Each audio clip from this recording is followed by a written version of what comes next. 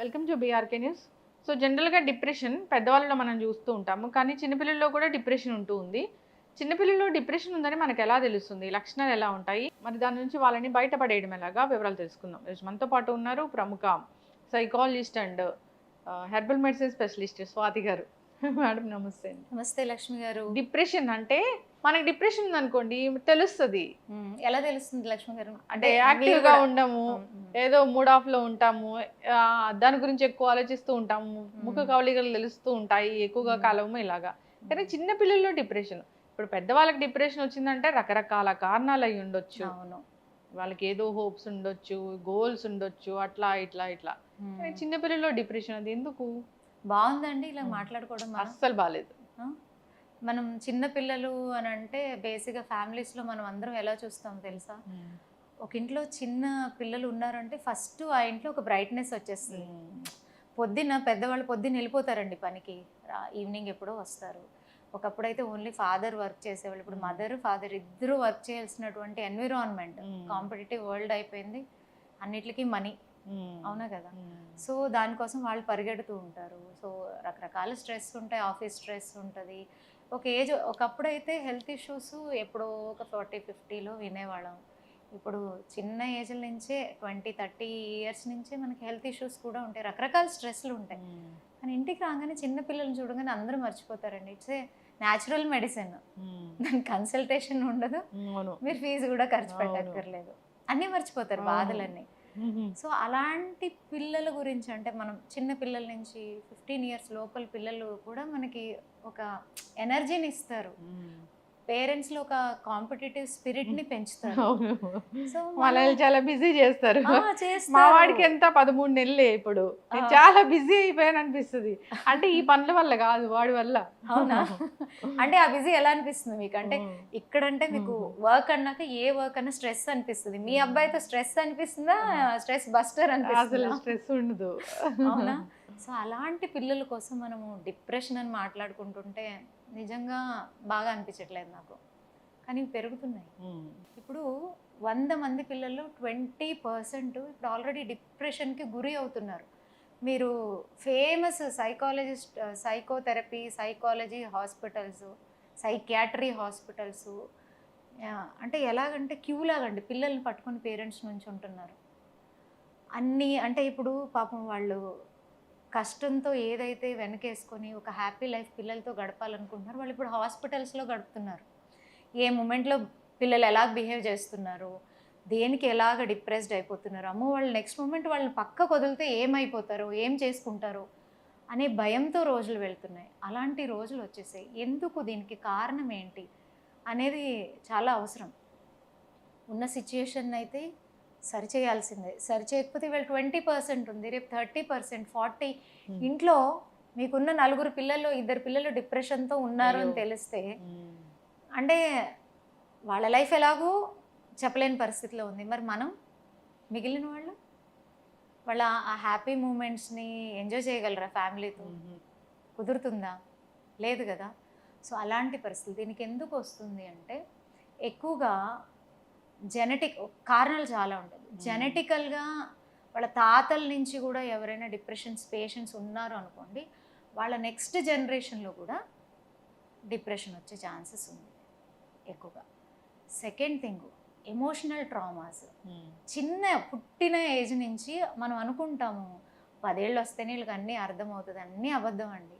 ఇప్పుడు పుట్టిన బేబీని క్యాచ్ మై హ్యాండ్ అని మీరు ఇస్తే మీ ఫింగర్ని పట్టుకుంటున్నారా లేదా? అంటే వాళ్ళకి అర్థం అవుతుంది అక్కడ నాకు సపోర్టివ్ ఇస్తున్నారు, నన్ను హోల్డ్ చేయమంటున్నారు, అంటే ఆ ఎమోషన్ బేబీకి అర్థం అవుతుంది కదా. సో చిన్న ఏజ్ నుంచి ఎమోషనల్ ట్రామాస్ పిల్లల మైండ్కి వెళ్ళిన, వాళ్ళు అబ్జర్వ్ చేసిన ఇంటి వాతావరణంలో వాళ్ళకి డిప్రెషన్ వచ్చే ఛాన్సెస్ ఎక్కువగా ఉంటుంది.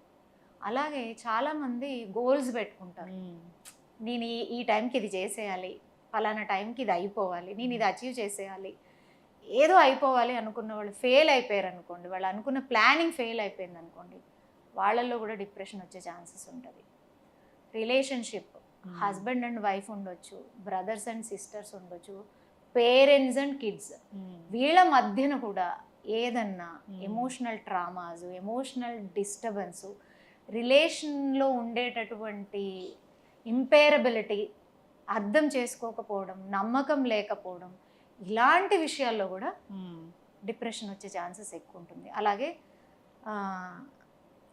ఇవన్నీ కూడా మనకి డిప్రెషన్కి కారణమైనప్పుడు ఫలానా వాళ్ళలో డిప్రెషన్ ఉంది అని తెలుసుకోవాలి అని అనుకుంటే నిన్నటి వరకు చాలా బాగా ఉండుంటారండి. కిడ్స్ ఉండనివ్వండి, పెద్దవాళ్ళు అయ్యి ఉండనివ్వండి, ఎవరైనా సరే నిన్నటి వరకు బాగా ఉంటారు. సడన్గా వాళ్ళలో పర్సిస్టెంట్ అంటే ఎక్కువ రోజులు సాడ్గా ఉంటారు.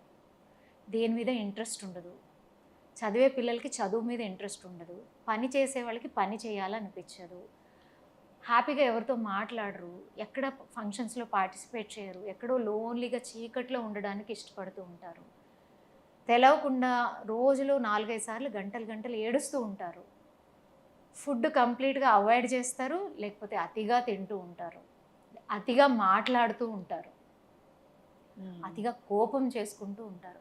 ఇవన్నీ ఎక్కువ రోజులు 3 వారాలు 4 వారాల కన్నా ఎక్కువగా మనకి కనిపిస్తూ ఉంటుంది. పిల్లల్లోనైనా పెద్దల్లోనైనా ఇట్స్ ఎ రెడ్ సిగ్నల్ వాళ్ళు డిప్రెషన్లో ఉన్నారు అని.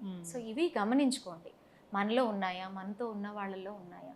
సో ఇలాగ ఉన్నప్పుడే మనం ఫస్ట్ స్టెప్ తీసుకోవాలండి. తీసుకోకపోతే ఆ తర్వాత మనకి సొల్యూషన్ ఎప్పుడు వస్తుందని చెప్పలేము. కొంతమందికి 1 మంత్లో రావచ్చు, కొంతమంది లైఫ్ లాంగ్ ఉండొచ్చు. లైఫ్ లాంగ్ డిప్రెషన్లో ఉంటూ మెడిసిన్స్ వాడుతున్నటువంటి కేసులు చాలా ఉన్నాయి.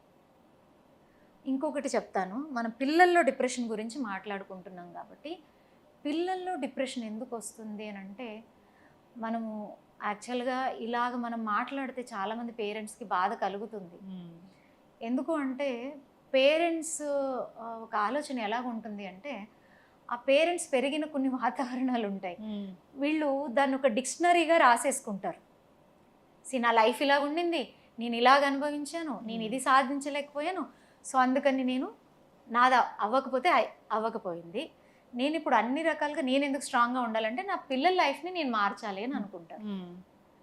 దాంట్లో తప్పు లేదు. పేరెంట్స్గా మనం పిల్లలకి మంచి కోరుకోవడము, మంచిగా ఆలోచించడం, ప్రొటెక్టివ్గా ఉండడంలో తప్పు లేదు. కానీ అదే మంచి, అదే ప్రొటెక్టివ్నెస్, అదే కేరింగ్ అంటే పిల్లల డ్రీమ్ని మర్చిపోయి మన డ్రీమ్ పిల్లలను చూస్తాం చూడండి, అప్పుడు డిప్రెషన్ మొదలవుతుంది. 100%. ఇప్పుడు పిల్లలకి కూడా వాళ్ళ ఇంట్రెస్ట్లు, ఇష్టాలు ఉంటాయండి. కానీ ఇప్పుడు సొసైటీ ఎలాగుంది చెప్పండి. ఇప్పుడు మనం గమనిస్తే పిల్లల విషయంలో ఫేమస్ ఏంటి అని అంటే, మీకు ఎడ్యుకేషన్కి చాలా ఇంపార్టెన్స్ ఇస్తారు. ప్రతి పేరెంట్కి కూడా ఉంటుంది, నా పిల్లలు డాక్టర్ అయిపోవాలి, ఇంజనీర్లు అయిపోవాలి, కలెక్టర్లు అయిపోవాలి, లేదా ఐఏఎస్ ఆఫీసర్లు అయిపోవాలి అని వీళ్ళ డ్రీమ్ ఉంటుంది. అది వాళ్ళ డ్రీమ్ ఏది ఉంది అనేది మనము అర్థం చేసుకోము. అదే వాళ్ళకి పియర్ ప్రెషర్గా మారిపోతుంది. ప్రెషర్ ట్రిగర్ చేస్తుంది వాళ్ళలో. మనం పిల్లలు ఒక ఏజ్కి వచ్చిన తర్వాత మేబీ చూడండి 5th 6th క్లాస్ వరకు ఏదో చదువుతారు, ఓకే, అక్కడ వాళ్ళు చెప్తూ ఉంటారు అప్పుడప్పుడే వాళ్ళ డ్రీమ్స్. నాకు డాన్సర్ అవ్వాలని ఉంది కొంతమంది అంటారు, కొంతమంది నేను ఐఏఎస్ ఆఫీసర్ అవ్వాలని ఉంది అంటారు, కొంతమంది లేకపోతే నేను సైంటిస్ట్ అవ్వాలి, లేకపోతే నేను మంచి సింగర్ అవ్వాలి, లేకపోతే నేను మంచి ఆర్టిస్ట్ అవ్వాలి, ఇలాగా వాళ్ళదైన డ్రీమ్స్ ఉంటాయి.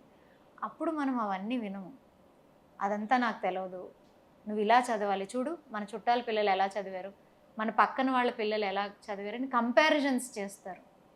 వీళ్ళకి తెలవకుండానే ఆ పిల్లల మానసిక స్థితి పాడవడానికి పేరెంట్స్ ఎక్కడో అక్కడ మనం కారణం అవుతున్నాం. నిజంగా అందరూ ఇంజనీర్సే సంథింగ్ గ్రేట్ అంటే ఇవాళ వరల్డ్ ఇలా ఉండదు. మీడియాలో ఉన్నారు, మీరు దీంట్లో ఒక మంచి పేరుని సాధించగలిగారంటే ఇది మీ ఇంట్రెస్ట్తో. Is it giving you happiness are not? Maybe మీరు 1 lakh 2 lakhs అర్న్ చేస్తున్నారు, ఇంజనీర్ కూడా అదే అర్న్ చేస్తున్నాడు, ఇంకెక్కువ ఇంజనీర్ ఎక్కువ, అలాగే ఎలా ఇంకెక్కువ అర్న్ చేస్తున్నారు కదా. అంటే మీరు ఇంజనీరింగ్ చదివిన వాళ్ళకన్నా ఇవాళ అదే ఇంజనీర్లు కొన్ని వేల మంది వాళ్ళకున్న సమస్యల్ని మీరు రిలీజ్ చేసే వీడియోస్ని చూస్తూ వాళ్ళ సొల్యూషన్ని వెతుక్కుంటున్నారు. అంటే ఏ ప్రొఫెషన్ కూడా తక్కువ కాదండి, ఏది కాదు. సో మనం పేరెంట్సే ఎక్కడో మారాలండి. మనం పేరెంట్స్ ఎలాగ ఆలోచించాలంటే, ఫస్ట్ మన పిల్లల మెంటల్ అండ్ ఫిజికల్ హెల్త్ ఎక్కడైతే స్ట్రాంగ్గా ఉంటుందో వాళ్ళు ఏది ఇష్టపడుతున్నారో దాన్ని మనం ఎంకరేజ్ చేయాలి. నేను మీకు ఒక సక్సెస్ స్టోరీ కూడా నేను విన్నానండి, డైరెక్ట్గా కలిసిన ఫ్యామిలీ నేను చెప్తాను. వాళ్ళ పిల్లలు నిజంగా ఒక బాబు వరల్డ్ని టాప్ ఇన్ఫర్మేషన్ టెక్నాలజీకి సంబంధించిన కాలేజీల్లో టాపర్ ఉన్నాడు. ఒక అబ్బాయి కూడా రీసెంట్గా మన ఐఐటిలో వచ్చింది అబ్బాయికి కూడా. సో నేను వాళ్ళ ఇంటికి వెళ్ళినప్పుడల్లా అంటే వేరే పేరెంట్స్కి వాళ్ళకి నేను కొన్ని గమనించేదాన్ని, ఎప్పుడూ నవ్వుతూ ఫ్రెండ్లీగా వాళ్ళతో కమ్యూనికేట్ చేస్తూ, నాన్న నీకు ఏది కావాలి, ఓకే ఈ విషయం ఇది వాళ్ళు ఎక్స్ప్లెయిన్ చేయడం. వాళ్ళు ఏదైనా షేర్ చేసుకున్నప్పుడు ఆ పేరెంట్స్ విని, ఓకే నువ్వు చెప్పిన దానికి ఇది ఇది ఉంది, take your own decision, not our decision, take your own decision అన్న ఒక ఫ్యామిలీని నేను చూశాను. వాళ్ళకి నచ్చినవి కూడా వీళ్ళు నేర్పారు. ఒక బాబుకి గిటార్ ఇష్టం, ఒక బాబుకి హార్స్ రైడింగ్ ఇష్టం, వాళ్ళు ఇష్టం ఉన్నదాన్ని నేర్పించారు. క్రికెట్ కూడా ఇష్టం ఒక బాబుకి, ఆ పెద్ద బాబుకి హార్స్ రైడింగ్ క్రికెట్ కూడా ఇష్టం ఉంటే పేరెంట్స్ కన్సర్న్ తీసుకుని వాళ్ళ చదువుతో పాటు ఇది ఇవ్వడం ద్వారా దే అచీవ్డ్ సంథింగ్ గ్రేట్. నేను వాళ్ళని పిల్లలతో జస్ట్ కమ్యూనికేట్ చేసినప్పుడు నేను అడిగినప్పుడు how you are able to do it అని అడిగినప్పుడు పిల్లలు చెప్పారు, ఆంటీ అమ్మ వాళ్ళు ఎప్పుడు మాకున్న డ్రీమ్స్కి సపోర్ట్ చేసుకుంటూ వచ్చారు, just we tried their dreams, we are able to achieve it అని. చాలా బాగా అనిపించింది. ఆ బ్యాలెన్సింగ్ అనేది చాలా ఇంపార్టెంట్. అప్పుడు ఇద్దరి డ్రీమ్స్ని కోపప్ చేసేటటువంటి వాతావరణాన్ని క్రియేట్ చేసేటటువంటి ఒక అవకాశం పేరెంట్స్లోనే ఉంటుందండి. అది చాలా ముఖ్యం. మీకు ఇంకొక కేసు చెప్తాను. పేరెంట్స్ చాలా కష్టపడి ఆ అబ్బాయికి సివిల్స్కి ప్రిపేర్ చేశారు. చాలా ఎఫర్ట్ పెట్టాడండి అబ్బాయి. ఎఫర్ట్ పెట్టి సివిల్స్కి తను అటెంప్ట్ చేయడం జరిగింది. అబ్బాయి ఫెయిల్ అయ్యాడు. ఫెయిల్ అయిన అబ్బాయి అంటే పాపం హీ హాజ్ గివెన్ 100%. వాళ్ళ తల్లిదండ్రుల కష్టము అన్ని బాధ చూసి తనకు అనిపించింది తన బెస్ట్ ఇవ్వగలిగాడు. ఇచ్చిన తర్వాత ఫెయిల్ అయిన తర్వాత అబ్బాయి ఇంటికి వచ్చినప్పుడు, మా కర్మరా, ఏ జన్మలో పాపం చేసుకున్నామో, మా డ్రీమ్స్ అన్నీ వదులుకొని నీ కోసమే రూపాయి దాచి నిన్ను ఇంత కష్టపడి నిన్ను ముందుకు తీసుకెళ్తే నువ్వు మాకు ఇచ్చేది ఇదేనా? నీ గురించి ఆల్రెడీ చుట్టాలు అందరిలో నువ్వు ఫేమస్ అయిపోయావు. ఈ వే కమ్యూనికేట్ చేసే పేరెంట్స్ కూడా ఉంటారు, అందరూ ఉండరు అలాగా. అంటే వాళ్ళు తెలిసి చేస్తారో తెలియక చేస్తారో, ఆలోచించి చేస్తారో ఆ పేరెంట్స్ కూడా ఎంతో అప్ అండ్ డౌన్ చేసి ఉంటారు కదా, ఎన్నో వాళ్ళు కూడా చేయలేని అవకాశాలు ఉంటాయి కదా. సో ఏదో ఒక కారణాల వల్ల వాళ్ళు కూడా అలా బిహేవ్ చేస్తారు. ఇక్కడ మనం ఓన్లీ బిహేవియర్ గురించి మాట్లాడుకుంటున్నాం, ఒక బిహేవియర్ ఎంత ఎఫెక్ట్ చేస్తుంది అని. సో అబ్బాయి కమిట్ చేసేసుకున్నాడు. మీరు అలాంటి పిల్లలు షేర్ చేసుకుంటారండి అలాంటి సిచ్యుయేషన్ వచ్చినప్పుడు. అలాంటి టైంలో మనము కాపాడుకోలేకపోతే డిప్రెషన్లో కన్నా వెళ్ళిపోతారు, ఇలాగన్నా వెళ్ళిపోతారు. నేను మా చిన్నప్పుడు నా కళ్ళారా చూసి జరిగిన ఒక సిచ్యుయేషనే చెప్తానండి మీకు. మా ఇంటి ఎదురుగుండానే ఉండేవాళ్ళు. ఆ అబ్బాయి వాళ్ళ అమ్మమ్మ గారి ఇంటికి చదువుకోవడానికి వచ్చాడు. ఎందుకంటే వాళ్ళ ఊర్లో హయ్యర్ ఎడ్యుకేషన్ ఫెసిలిటీస్ కాలేజెస్ అవి లేక వాళ్ళ ఊర్లో వాళ్ళు బాగా కోటీశ్వర్లు, రిచ్ వాళ్ళు. ఏంటంటే ఆ ఊర్లో ఒక పెద్దవాళ్ళు ఒక చాలా గుర్తింపు ఉంది. ఉంటే ఆ అబ్బాయికి స్టడీస్ ఇష్టం లేదు. ఆ అబ్బాయి వేరే ఏదన్నా నేర్చుకుందాం అంటే ఇలా మొత్తం కజిన్స్ అందరూ కూర్చుని వాడిని మోటివేట్, అలా కాదు నాన్న, మన ఊర్లో ఒక డాక్టర్ కావాలి, అలాంటిది నువ్వు మన ఇంటి నుంచి అవ్వాలి, నువ్వే డాక్టర్ అవ్వాలి, నువ్వు ఎలాగన్నా చేయగలవు అని ఫోర్స్ చేసి అబ్బాయిని ఎలాగా పడితే అలాగా ఇన్ఫ్లుయెన్స్ చేసి వాళ్ళ అమ్మమ్మ గారి ఇంటికి పంపించారు. మా ఇంటి ఎదురుగుండానే, నేను అప్పుడు 6th or 7th ఉండేదాన్ని, మా చిన్న తమ్ముడితో ఆడుకోవడానికి వచ్చేవాడు అబ్బాయి. అయితే అబ్బాయి ఇంటర్ వరకు అక్కడే చదువుకుంటూ ఉన్నాడు. ఆ ఇంటర్లో ఉన్నప్పుడు అబ్బాయి ఒకరోజు మా వీళ్ళిద్దరు మంచి ఫ్రెండ్స్ కాబట్టి, చూడండి ఇలాంటివి మనం జాగ్రత్తగా గమనించుకోవాలి. ఇలాంటి అవకాశాలు వచ్చినప్పుడు మనం ఒక వేకప్ కాల్గా మారాలి, వాళ్ళకి సపోర్ట్గా మారాలి. ఇలాంటి సిచ్యుయేషన్స్ చాలామందికి జరుగుంటాయి.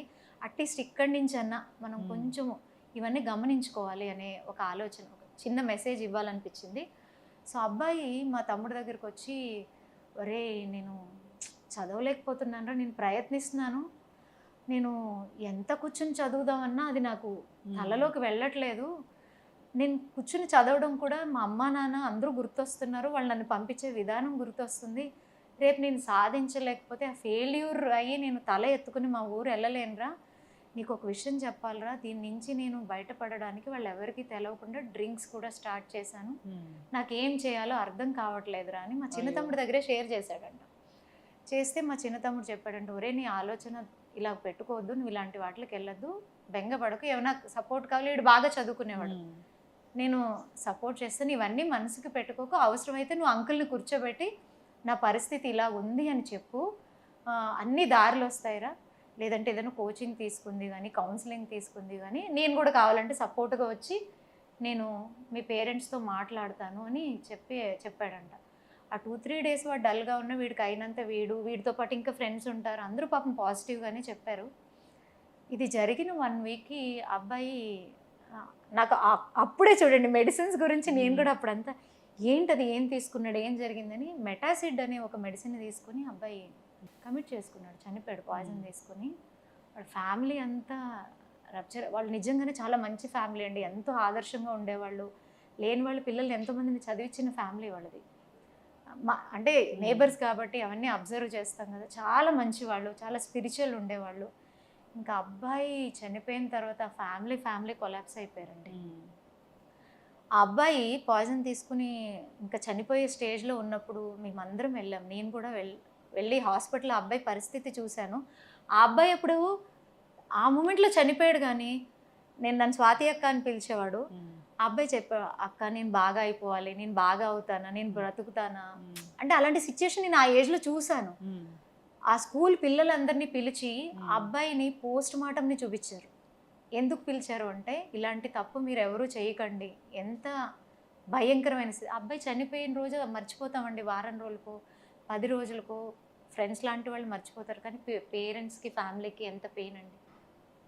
ఆ టైంలో అబ్బాయిని కనుక తెలుసుకొని హ్యాండిల్ చేయగలిగి ఉండుంటే, అబ్బాయి షేర్ చేసుకోలేకపోయాడు, ఫ్యామిలీ మెంబర్స్ తెలుసుకోలేకపోయారు. అందుకనే అబ్జర్వేషన్ అది చాలా చాలా ఇంపార్టెంట్. ఆ టైంలో అబ్బాయి డిప్రెషన్కి గురి అయ్యాడు. అక్కడ కనుక ఇంకొంచెం ఏదన్నా అబ్బాయిని కాపాడుకొని ఉండున్నా, ఒక్కొక్కసారి నేను మా తమ్ముడు అనుకుంటూ ఉంటాం, అరే మనమన్నా వెళ్ళి అంకుల్తో చెప్పుండుంటే. అబ్బాయి ఇష్టపడలేదు ఫ్యామిలీతో షేర్ చేసుకోవడం, మా తమ్ముడి దగ్గర వద్దురా నువ్వేం చెప్పొద్దు అనే పరిస్థితికి వీడు వెళ్ళలేదు. కానీ ఎల్లుండుంటే అబ్బాయి బతికేవాడేమో. అట్లీస్ట్ ఇలాగా తెలవని సిచ్యుయేషన్స్ ఎన్నో జరుగుతాయి. సో డిప్రెషన్లో తెలవకుండా కమిట్ చేసేసుకుంటున్నారు. సో వీటికి మందు ఒకటే, ఫ్యామిలీ అబ్జర్వ్ చేస్తూ ఉండాలి. పిల్లలకి కొంచెం మైండ్ నుంచి స్ట్రాంగ్గా ఉండేటటువంటి విషయాల్లో హాలిడేస్ ఉన్నప్పుడు అలాంటి వాటిలో చేర్పించాలి. ఎంత ఖర్చు పెడతారండి. మా పిల్లోడికి పలానా కార్ ఇష్టమని కారు కొనిపించే పేరెంట్స్ ఉన్నారు, లెక్కలు చూడకుండా. పలానా హోటల్కి వెళ్ళి తినిపించాలి, వాడికి ఇష్టం అంటే ఆ డబ్బులు స్పెండ్ చేసేటటువంటి వాళ్ళు ఉన్నారు. వాడికి పలానాది ఇష్టము అంటే దానికి ఎంత నరకమైన అనుభవించి దాన్ని వాళ్ళకి తెచ్చిచ్చే పేరెంట్స్ చాలామంది ఉన్నారు. వాటికి పెట్టే బదులు అట్లీస్ట్ వాళ్ళకి హాలిడేస్ ఉన్న టైంలో వాళ్ళని మైండ్ని స్ట్రెంగ్త్ చేసేది, వాళ్ళు పాజిటివ్గా ఆలోచించేటటువంటి ప్రోగ్రామ్స్ సెషన్స్లో పిల్లల్ని పేరెంట్స్ ఎంకరేజ్ చేస్తే ఇలాంటివి మనం చాలా వరకు అవ్వకుండా చూసుకోగలుగుతాం. So depression is very dangerous. మనం తెలుసుకొని దానికి కావాల్సినటువంటి సైకో థెరపీస్ ఉంటాయి, ఆ థెరపీ సెషన్స్కి కౌన్సిలింగ్ సెషన్స్కి వాటికి తీసుకెళ్ళడం ద్వారా మన పిల్లలు మనం కాపాడుకోగలుగుతాం. ఈ డిప్రెషన్ అనేటటువంటి మహమ్మారి నుంచి మనం బయటకు తీసుకురావగలం. కరోనా కన్నా డేంజర్ అండి. కరోనా రోగంలాగా వచ్చి కొన్ని రోజులు మిమ్మల్ని ఇబ్బంది పెట్టి ఆ తర్వాత మనుషులు కొంతమంది చనిపోతున్నారేమో, కానీ డిప్రెషన్ వచ్చిన వాళ్ళలో 99% కేసెస్ లైఫ్కి థ్రెటనింగ్ కేసెస్ పెరిగిపోతున్నాయి. సో ఇది కొంచెం ఆలోచించాలి. అవును, చక్కగా చెప్పారు స్వాతి గారు.